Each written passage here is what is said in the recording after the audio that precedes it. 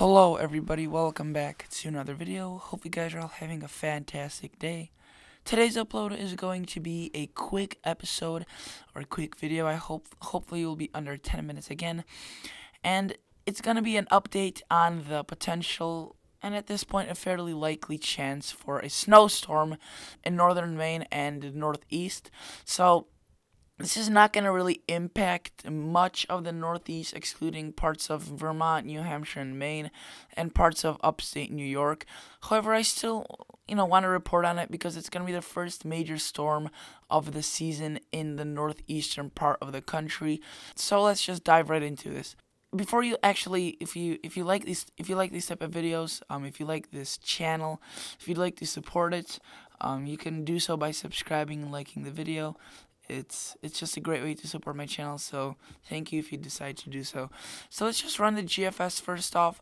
We are looking right now at the GFS 6-hour average precipitation rate, millimeters per hour.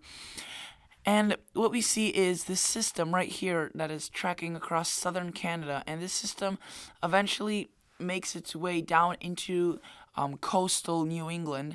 So what it does is something like this. It starts off over here, and then it kind of dives down like this, and while it is here, it's spinning, continuously spinning, and it's bringing up some moisture from the Atlantic Ocean into parts of the Northeast. And when it's doing that, it's creating quite a bit of a precipitation shield that is actually fairly formidable. And with the cold air being in place, some snow falls over. So again, if you live in northern Maine, if you live in New Hampshire, Vermont, if you live in upstate New York, then you will get some snow with this. Again, it's not going to be a whole northeastern region-wide snowstorm. It's going to be mainly confined to areas like northern Maine, New Hampshire, Vermont, and New York State. However, the amounts where it does fall could be fairly decent. It could be up to 6, 8, even localized amounts of 8 inches possible. So let's go to the total snowfall according to the okay, so I'm going to zoom in on this. I don't know why I didn't do this earlier. And let's just take a look at this. So right now you can see it has 12 inches right there. And that is possible in the higher elevated mountainous areas where it is colder. The mountains work in the favor of the snow. We could see some amounts in the double digits, but that is very localized. And I would say in general around 6+ in this northwestern part of Maine. And then in Vermont, New Hampshire area, I would say around maybe up to 5 in those higher areas, but generally 2 to 4 inches. And in upstate New York, by the Adirondacks, I would be saying around 1, 2, maybe even 3 in some locations. And this is a GFS, so by no means is this 100% accurate. If we go to the NAM model, which is it does have a cold bias. It has been proven actually scientifically to have a cold bias, and what that means is that usually it predicts the temperatures to be colder than they actually are, and that usually, when it's a scenario like this, where the cold temperatures mean more snow, it could put out a little bit more snow than actually it's going to fall. So that's something to keep in the back of your mind as I'm showing you these total snowfall accumulations. You can see it has a little bit more in terms of a little bit more widespread. If we go to the previous run, you could see it was a little bit more. It was a little bit more bullish. It was a little bit more beefy with these snowfall amounts. Had a little bit more snow to it, and then the previous one before that one had even less. So this is all over the place, the NAM model. But again, I wouldn't be taking this 100% to the NAM model because, again, it does have that cold bias. So in this situation where a couple degrees do make a difference, it definitely could be putting out more snow than actually it's gonna occur. So you can see there's the system pulling in the moisture from the Atlantic, and there that cold air overrides that precip, and that blue marked by that snow sticks around for quite a while, dropping around a couple of inches, again up to 6, maybe 8 inches, and again maybe double digits in those localized mountainous areas. If we go to the 2-meter temperature, not the anomaly, but let's go to the shaded, you can see that the temperatures are going to be very marginal during this thing. They're going to be right on the freezing line. what snow does fall will be very heavy wet snow. It will be mostly falling around the freezing point. So in terms of accumulations, this will be mainly on grassy surfaces. However, once the snow does pick up and snows for a while, it will accumulate on the roads. But initially, it will make the roads wet and slushy. It won't be this dry, powdery snow.